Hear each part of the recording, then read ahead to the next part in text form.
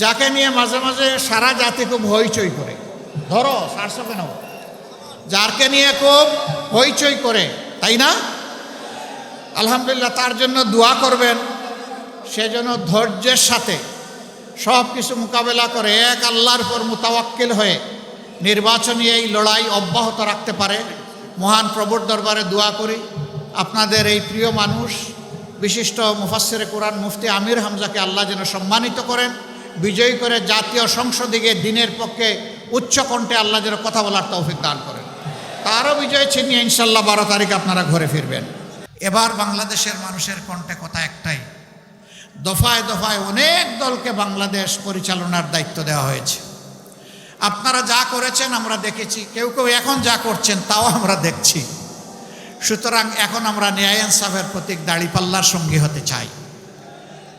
যুবকরা ইতিমধ্যে রায় দিয়ে দিয়েছে, 5টা বিশ্ববিদ্যালয়ে নির্বাচনের মাধ্যমে যুবক যুবতীরা তারা বলেছে আমরা পরিবর্তন চাই এবং আমরা ন্যায় ইনসাফের পক্ষেই থাকতে চাই।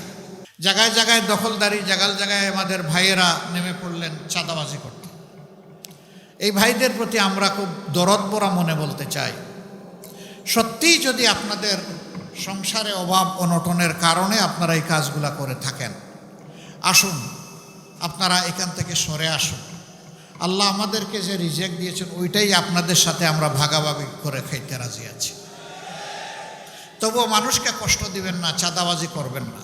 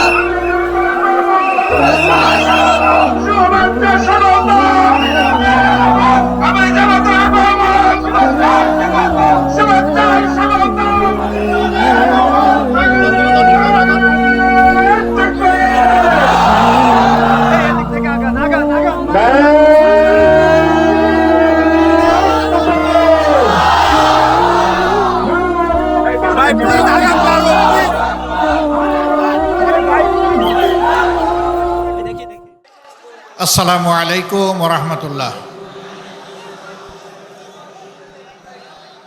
প্রিয় কুষ্টিয়াবাসী, আপনারা কেমন আছেন? আলহামদুলিল্লাহ রাব্বিল আলামিন, ওয়াসসালাতু ওয়াসসালামু আলা রাসূলিহিল কারীম ওয়া আলা আলিহি ওয়া সাহবিহি ওয়া আহলি বাইতি আজমাইন।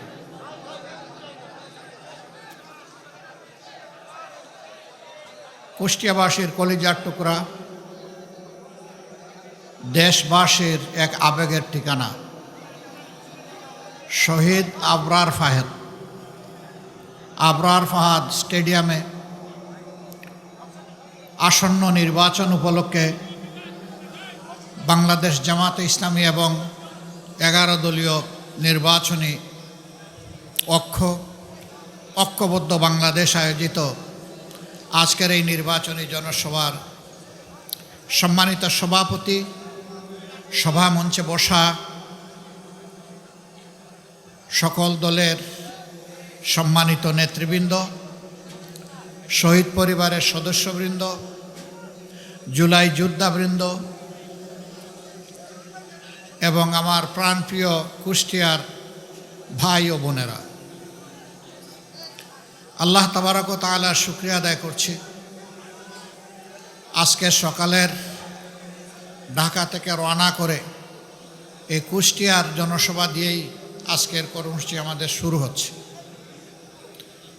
আলহামদুলিল্লাহ, আল্লাহ তাআলার দরবারে দোয়া করি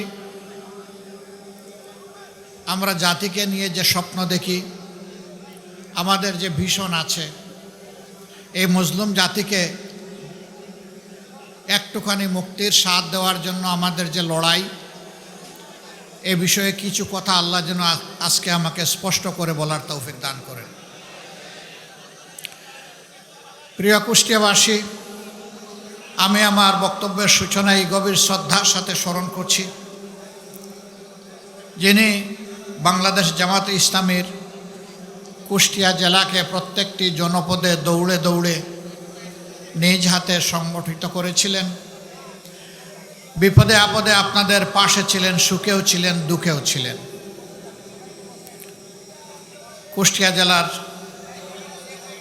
সদ্য দুনিয়া থেকে বিদায় নেওয়া আমার প্রাণপ্রিয় ভাই অধ্যাপক আবুল হাশেমকে আমি গভীর শ্রদ্ধার সাথে স্মরণ করছি।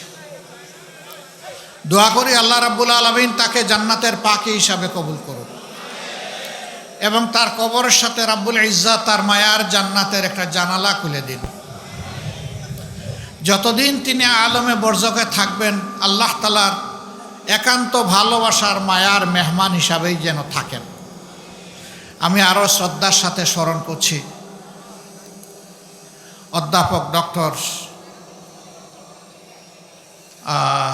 কি জাহাঙ্গীর, উনি জানি, হ্যাঁ, আবদুল্লাহ জাহাঙ্গীর সাহেব, বিশিষ্ট আলেমে দেন। বাংলাদেশে তার মতো এরকম বিজ্ঞ আলেমের সংখ্যা খুবই কম, একেবারে হাতে গোনা, 2-4 জন। তিনি জ্ঞানের আলো, দিনের আলো ছড়িয়ে দেওয়াকেই তার জীবনের মিশন হিসাবে নিয়েছিলেন। আমরা জানি না তিনি কিভাবে দুর্ঘটনা কবলিত হলেন।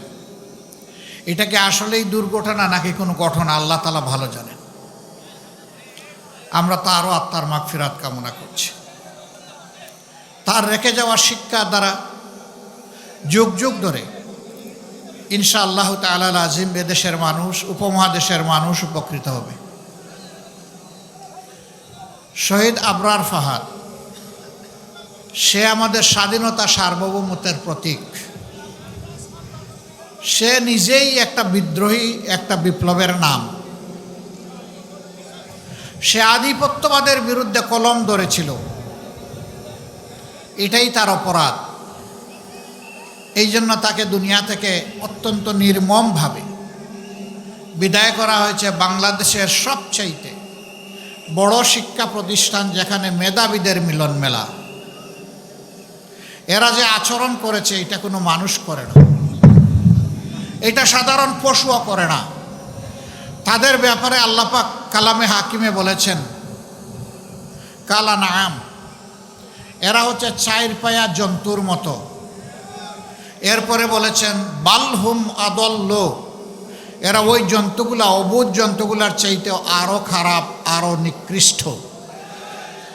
আল্লাহ তাআলা ওই প্রাণীগুলাকে বিবেক দেন নাই, মানুষকে বিবেক দিয়েছে। তাকে কিভাবে পিটিয়ে পিটিয়ে নির্যাতন করে ক্লান্ত অবসন্ন হয়ে পড়েছে, পানি চেয়েছে, কি দেওয়া হয়েছে আপনারা জানেন। আমরা দোয়া করি আবরার ফাহাদ বিদায় নিয়েছে, বাংলাদেশের প্রত্যেকটি যুবক যুবতী যেন এক একজন আবরার ফাহাদ হয়ে যায়।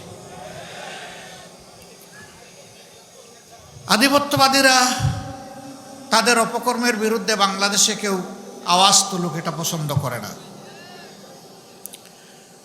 তবে 24-এর দ্রোহ প্রমাণ করে দিয়েছে বাংলাদেশের দামাল ছেলেরা আল্লাহ ছাড়া কাউকে পরোয়া করে না। এটি একটি স্বাধীন দেশের জন্য বিশাল শক্তির ব্যাপার। যাদের নেতৃত্বেই জাতি 24-এর লড়াইয়ে অংশগ্রহণ করে মুক্তি পেয়েছে, আমি 24-এর সকল যোদ্ধা, সকল শহীদের প্রতি গভীর শ্রদ্ধা নিবেদন করছি। তাদেরই একজন যে আল্লাহ ছাড়া কাউকে কোনো বিষয় পরোয়া করত না, তাকে অত্যন্ত নির্মমভাবে ডিসেম্বরের 12 তারিখ স্পষ্ট দিবালোকে জুমার পর সে তার কার্যালয়ে যাচ্ছিল অথবা এলাকায় যাচ্ছিল, সঙ্গে তার আপন ভাই, ঠান্ডা মাথায় গুলি করে তাকে দুনিয়া থেকে বিদায় করে দেওয়া হয়েছে।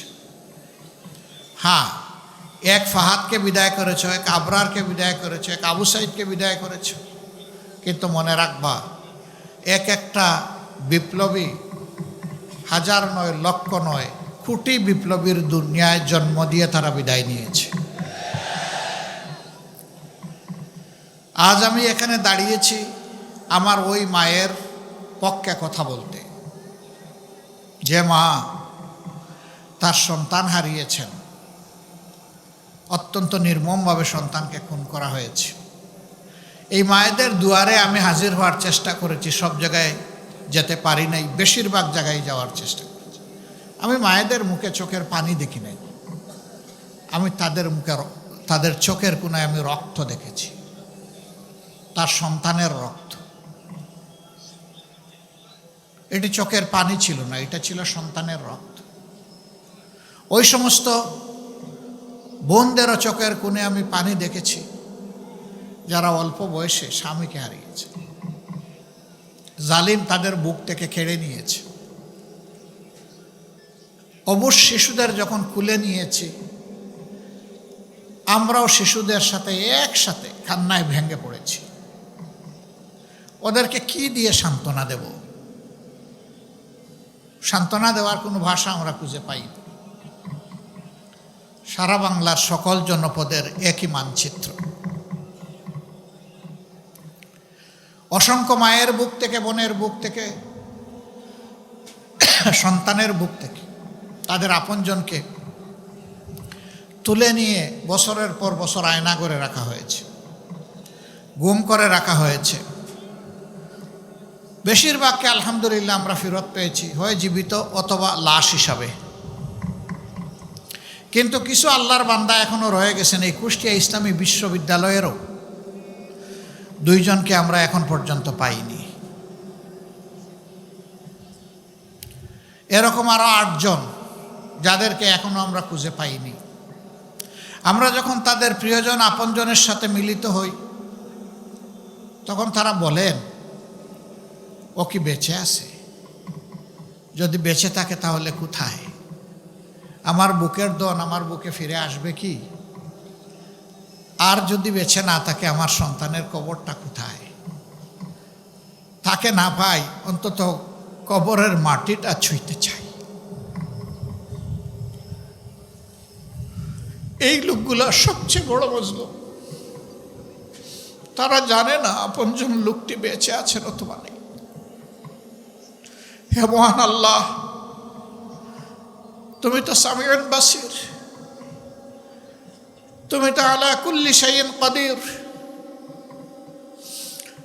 এই লোকগুলাকে তোমার হাওয়ালা করলাম। এই যত পরিবারের কথা বললাম, তুমি নিজেই তাদের অভিভাবক হয়ে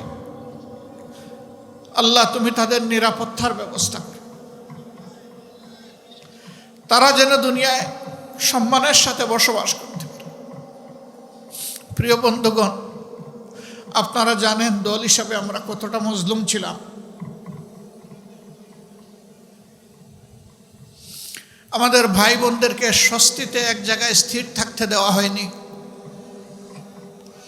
এই অঞ্চলেও আমাদের বোনদেরকে দফায় দফায় গ্রেফতার করে রিমান্ডে নিয়ে অপমান করা হয়েছে, নির্যাতন করা হয়েছে।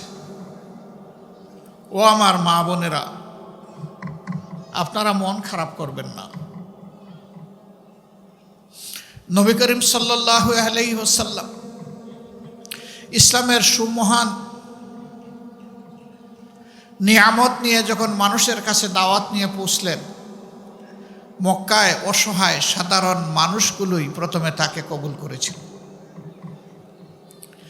তিনি যখন গুহা থেকে নেমে সমতলে আসলেন, তখন আমাদের আম্মাজান খাদিজাতুল কুবরা রাদিয়াল্লাহু তাআলা আনহা সর্বপ্রথম ঈমান কবুল করেছিল।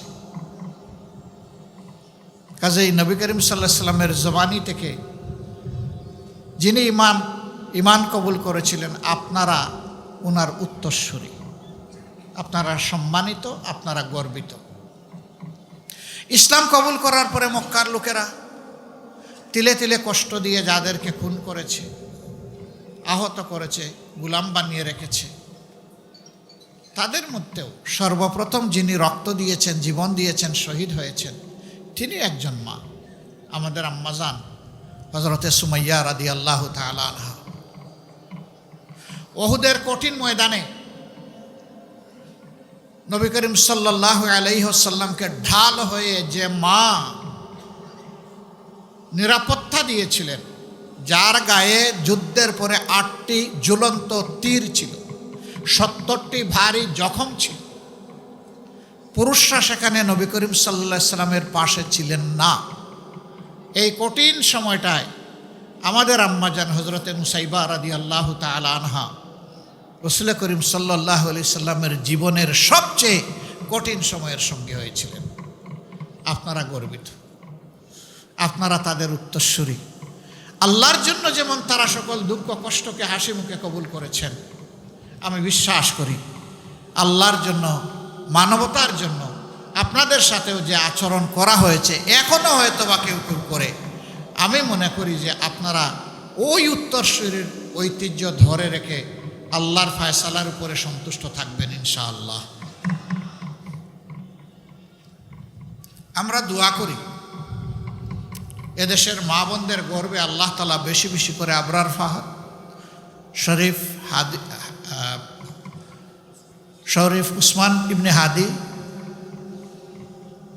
আবু সাইদ, এদের মতো বীর আল্লাহ বেশি বেশি করে আপনাদের গর্বে আমাদের জন্য আল্লাহ উপহার দিন।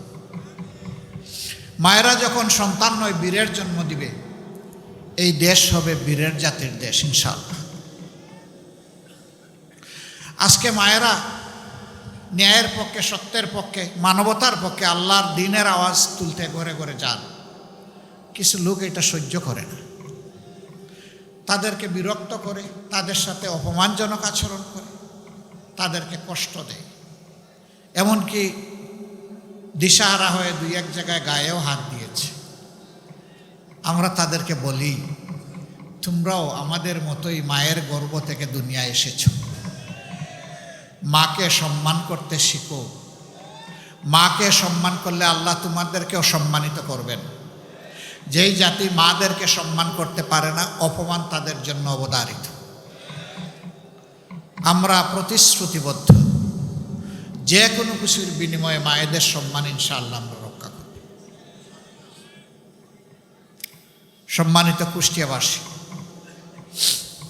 আপনাদের অবস্থান এবং অবদান বরাবরই ন্যায় এবং সত্যের পক্ষে, আল্লাহর দ্বীনের পক্ষে।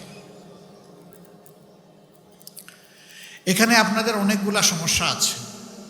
আমরা যখন আসছিলাম উপর থেকে দেখছিলাম পদ্মা গড়াই নদী নয়, মরুভূমি। এটা যখন মরুভূমি হয়ে গিয়েছে, তখন উপর থেকে যখন ঢলের পানি আসে, তখন আর নদীতে থাকে না, 2 কুল উপচে পড়ে 2 কুল ভাসিয়ে সব কিছুকে তছনছ করে দেয়। বছরের পর বছর নদীবাঙ্গনের কবলে পড়ে বহু মানুষের জীবনের স্বপ্ন ধূলিসাৎ হয়ে যায়। অনেক মানুষ সর্বশান্ত হন। কেন এমনটা হলো? নদী তো আল্লাহর নিয়ামত।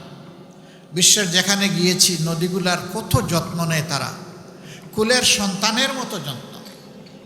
নদীর যাতে কোনো ক্ষতি না হয়, তার নাব্যতা, তার স্রোত, তার পানি ধারণের ক্ষমতা এবং পানির স্বচ্ছতা শতভাগ নিশ্চিত করার জন্য তারা জানপ্রাণ দিয়ে চেষ্টা করে।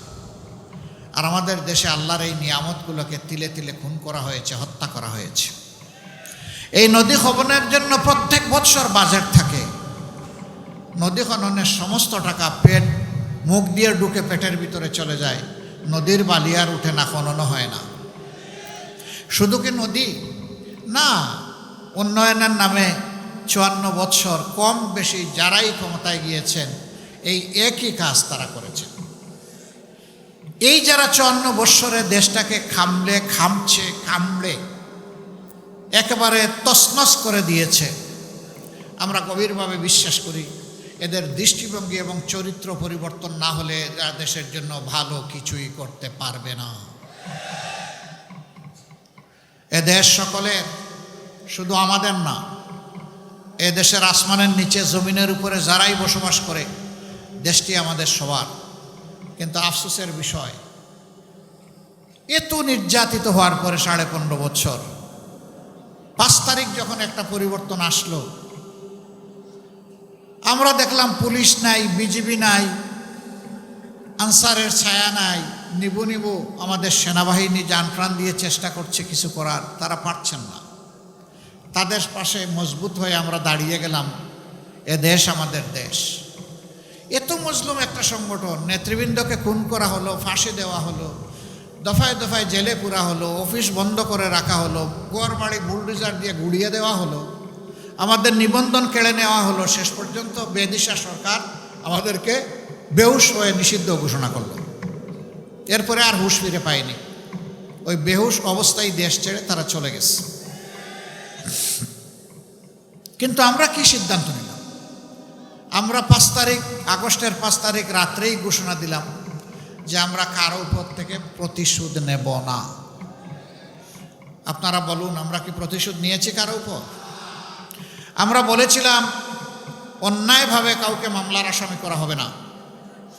আমরা অন্যায়ভাবে একটা মানুষকেও মামলার আসামি করি নাই। বাংলাদেশে হাজার হাজার মামলাও আমরা দায়ের করি নাই। খুব অল্প সংখ্যক, আমাদের 8টা মামলায় আসামি মাত্র 1 জন করে। কারণ আমরা দ্বিতীয় ব্যক্তি দায়ী খুঁজে পাইনি, আমরা দ্বিতীয় জনকে দিব কিভাবে? কিন্তু সে জায়গায় কেউ কেউ মামলা করেছেন মনের সমস্ত মাধুরী মিশিয়ে, শত শত মানুষকে মামলার আসামি করেছে। সেই আসামিতে জনগণও আছে, আইন শৃঙ্খলা রক্ষাকারী বাহিনীর সদস্যরা আছে, এবং সিভিল প্রশাসনের লোকেরাও আছে। কি আশ্চর্য কারবার! আবার তাদের সাথে এরপরেই ডায়ালগ শুরু করে, নাম অবশ্য এসে গেছে, এখন তো কাটতে হলে কিছু মালপানি দেওয়া লাগবে। এই তো শুরু হয়ে গেল মামলা বাণিজ্য। জায়গায় জায়গায় দখলদারি, জায়গায় জায়গায় আমাদের ভাইয়েরা নেমে পড়লেন চাঁদাবাজি করতে। এই ভাইদের প্রতি আমরা খুব দরদ ভরা মনে বলতে চাই, সত্যিই যদি আপনাদের সংসারে অভাব অনটনের কারণে আপনারা এই কাজগুলা করে থাকেন, আসুন আপনারা এখান থেকে সরে আসুন। আল্লাহ আমাদেরকে যে রিজেক্ট দিয়েছেন ওইটাই আপনাদের সাথে আমরা ভাগাভাগি করে খাইতে রাজি আছি। তবুও মানুষকে কষ্ট দিবেন না, চাঁদাবাজি করবেন না। এখানে কুষ্টিয়া জেলায় 60টার মতো চাল কল আছে, রাইস মিল। ট্রাকগুলো এখান থেকে চাল বোঝাই করে রাজধানী এবং দেশের বিভিন্ন গন্তব্যে যায়। এখানে প্রতিটি ট্রাক থেকে বেসরকারি খাজনা আদায় করা হয়। চাঁদা বললে মানুষ একটু লজ্জা পায়, তো এই জন্য বললাম বেসরকারি খাজনা, এবং রেটও ভালো, প্রতি ট্রাকে 5,000। ট্রাকের মালিকরা অতিষ্ঠ, ব্যবসায়ীরা অতিষ্ঠ, চালকল মালিক যারা তারা অতিষ্ঠ। এরপরে আবার বিভিন্ন স্ট্যান্ড দখলের ব্যাপার আছে। আমি অবশ্য ওই স্ট্যান্ডের নাম নেই না, ওইটা নিলেও মানুষ মন খারাপ করে, একদল মানুষ। আপনারা জানেন ওই সমস্ত স্ট্যান্ডের নাম দাম, তাই না? আমরা সবাইকে বলি সরে আসো, ওখান থেকে সরে আসো। আমরা কথা দিচ্ছি, এমন এক বাংলাদেশ আমরা গড়তে চাচ্ছি, আল্লাহর পর ভরসা করে, মহান আল্লাহর পর ভরসা করে গড়তে যাচ্ছি, যেই বাংলাদেশে প্রত্যেকটি সক্ষম পুরুষ এবং নারীর হাতে মর্যাদার কাজ আমরা তুলে দেব ইনশাআল্লাহ। বিশেষ করে যুবক যুবতীদের হাতে, তাদের এই যৌবনের শক্তি দিয়ে তারা যেন দেশকে দারুণভাবে গড়তে পারে, এগিয়ে নিয়ে যেতে পারে। এবং তোমাদের হাতেও আমরা কাজ তুলে দেব, যারা এই সমস্ত কর্মকাণ্ডে লিপ্ত আছো। সেদিন সম্মানের সাথে তোমরা বসবাস করবা। এখন তো তোমরা অপমানজনকভাবে এই সমাজে বসবাস করো। মানুষ তোমাদেরকে ঘৃণা করে, মানুষ তোমাদেরকে অভিশাপ দেয়। সেই ঘৃণা এবং অভিশাপ থেকে ভাইয়েরা তোমরা সেদিন মুক্তি পেয়ে যাবা। আমরা সারা জাতির সমস্ত মানুষগুলোর মুক্তির চিন্তা করি। আমরা নিজেরা খাওয়ার জন্য রাজনীতি করি না, এবং দলীয় কর্মীদের পেট ভরানোর জন্য আমরা রাজনীতি করি না। বরঞ্চ এদেশের দুঃখী বোখা নাঙ্গা মানুষের পেটে কিভাবে আমরা মুখে একটু খাবার তুলে দিতে পারি আর পিঠে একটু কাপড় তুলে দিতে পারি, এটি হবে আমাদের সংগ্রাম ইনশাআল্লাহ।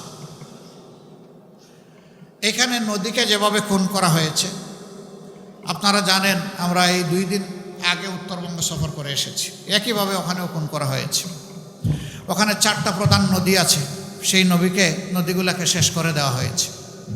আমরা বলেছি ওখানে আমাদের জীবন বাঁচানোর সংগ্রাম হবে শুরু নদী বাঁচানোর মধ্য দিয়ে। আমরা এখানেও কথা দিচ্ছি, আমরা ইনশাআল্লাহ নদী বাঁচানোর মধ্য দিয়ে এই অঞ্চলের সংগ্রাম আমরা শুরু করব ইনশাআল্লাহ।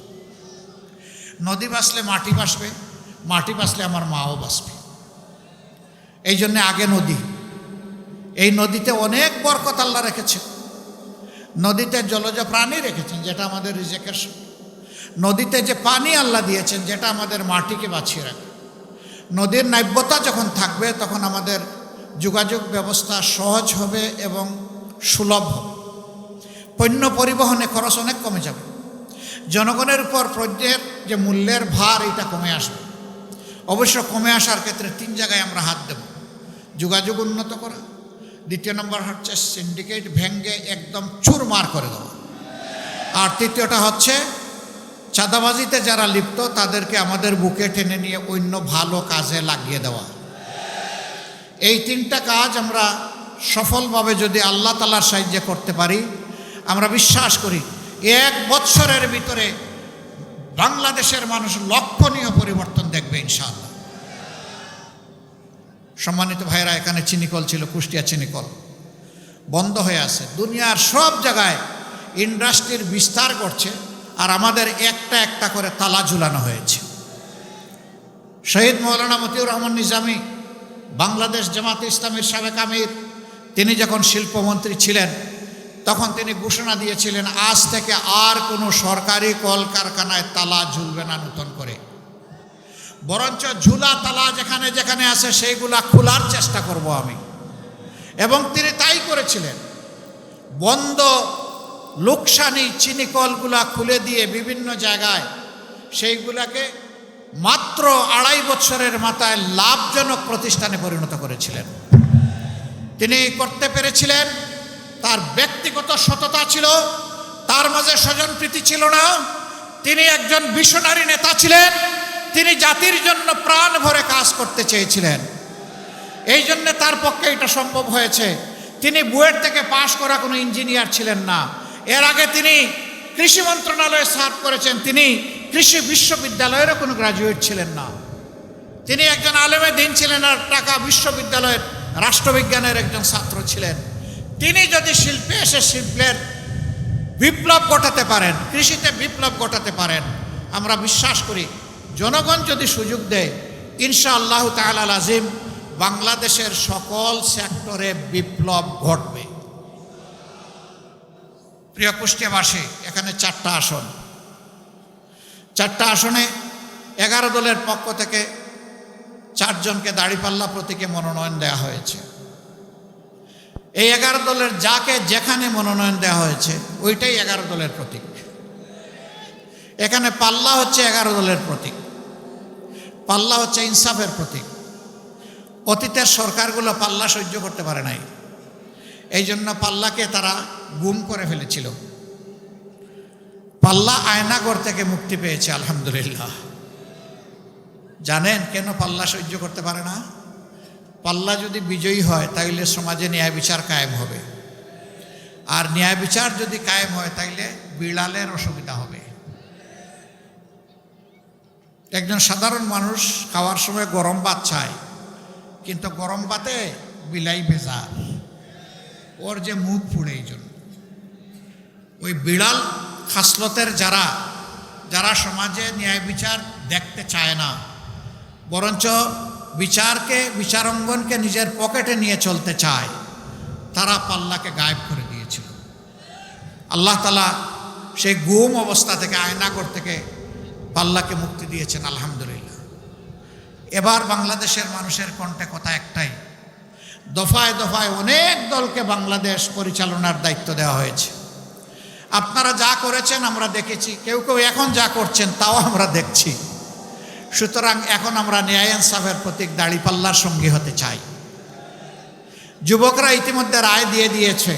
5টা বিশ্ববিদ্যালয়ে নির্বাচনের মাধ্যমে যুবক যুবতীরা তারা বলেছে আমরা পরিবর্তন চাই এবং আমরা ন্যায় ইনসাফের পক্ষেই থাকতে চাই। বিভিন্ন নারীদেরকে উস্কানি দেওয়া হয়, বলে যে পাল্লার বিজয় হলে আপনার কেমন লাগবে।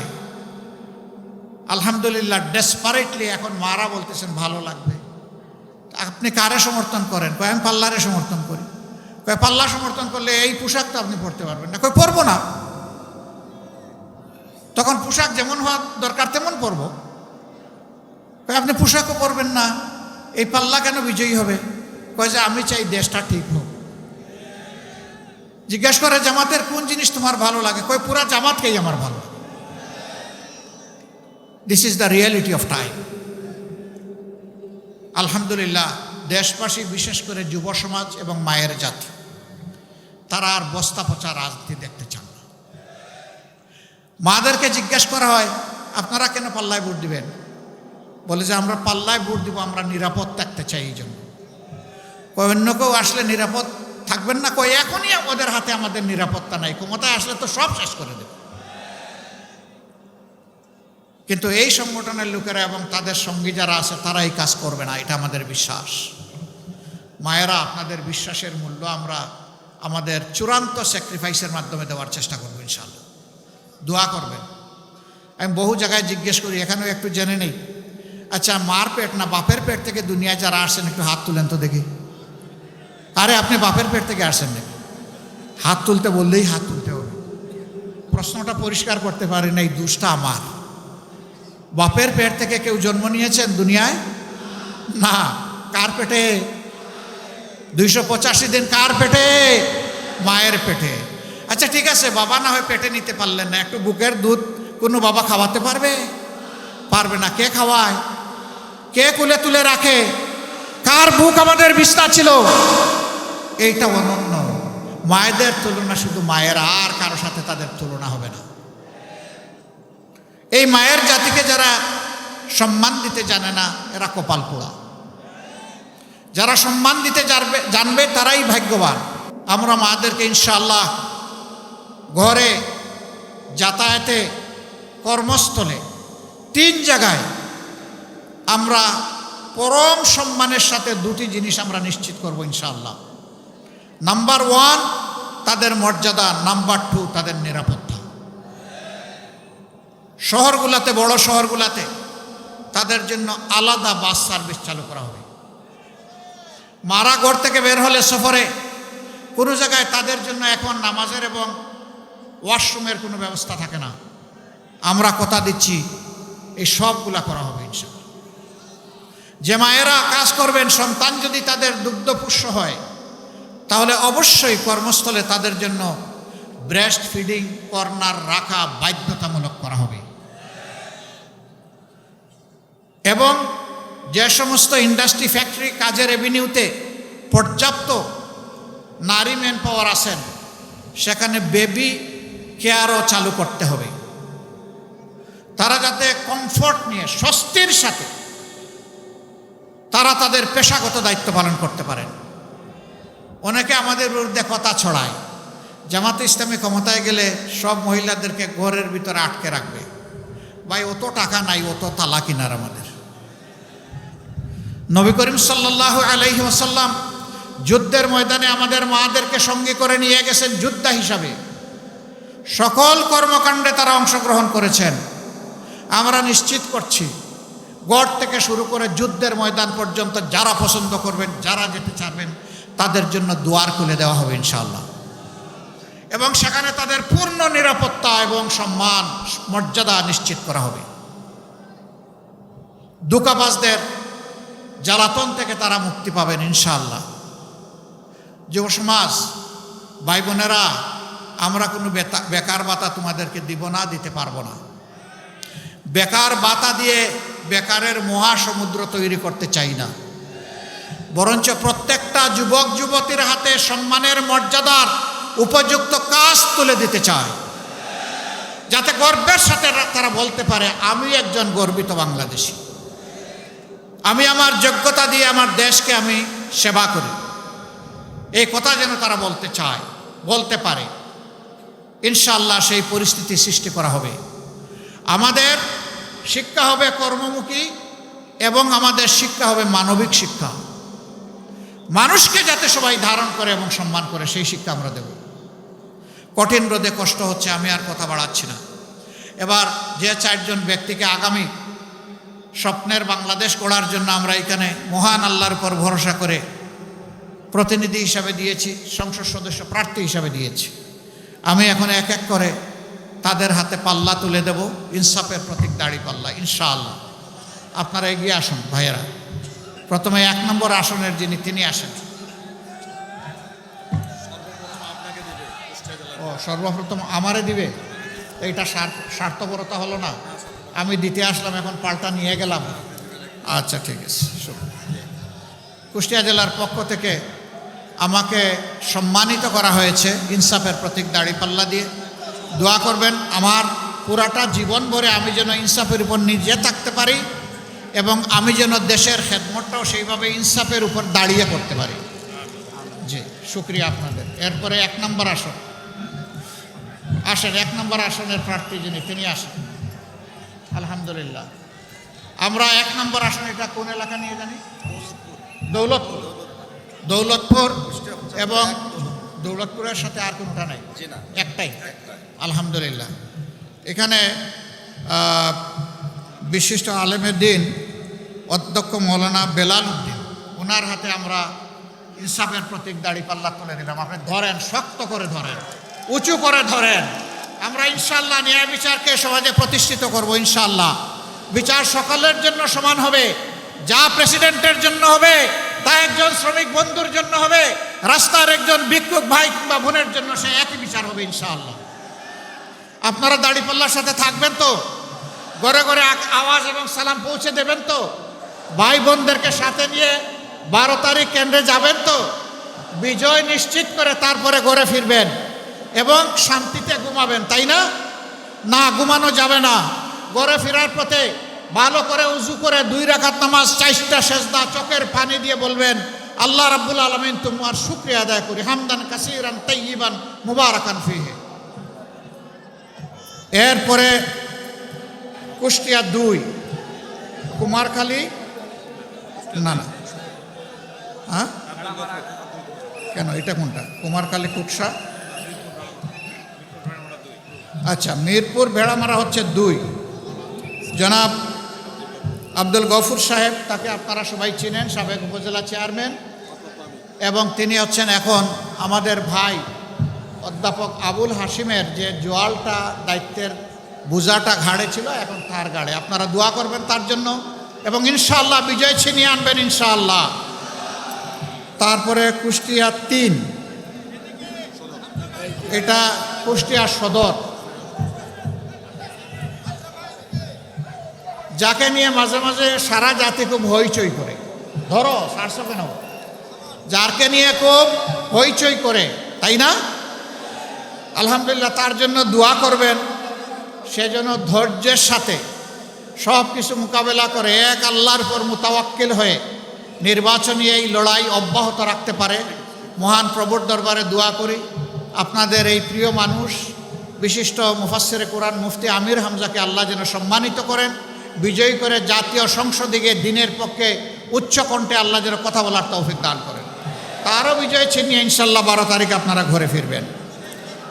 তারপরে কুষ্টিয়া 4, কুমারখালী খুকসা, এখানে জনাব আফজাল হোসেন, আলহামদুলিল্লাহ, উনি নির্বাচিত উপজেলা ভাইস চেয়ারম্যান থাকাকালীন অবস্থায় নিবেদিত প্রাণ সমাজসেবক হিসাবে কাজ করেছেন, যার সাক্ষী সেই এলাকার মানুষ। আমরা আশা করি ইনশাআল্লাহ ওই এলাকার মানুষ এবার আল্লাহর মেহেরবানিতে ন্যায়ের পক্ষ নিয়ে বিপুল ভোটে দাড়িপাল্লাকে বিজয়ী করবে ইনশাআল্লাহ। তারপরে কুষ্টিয়া 5, আর নাই 4টা, 5 নম্বরটা ঢাকা ইনশাআল্লাহ। আল্লাহ হাফেজ। বাংলাদেশ জিন্দাবাদ। 11 দলীয় নির্বাচনী ঐক্য জিন্দাবাদ। বাংলাদেশ জামাতে ইসলামী জিন্দাবাদ। আসসালামু আলাইকুম ওয়া রাহমাতুল্লাহি ওয়া বারাকাতুহু।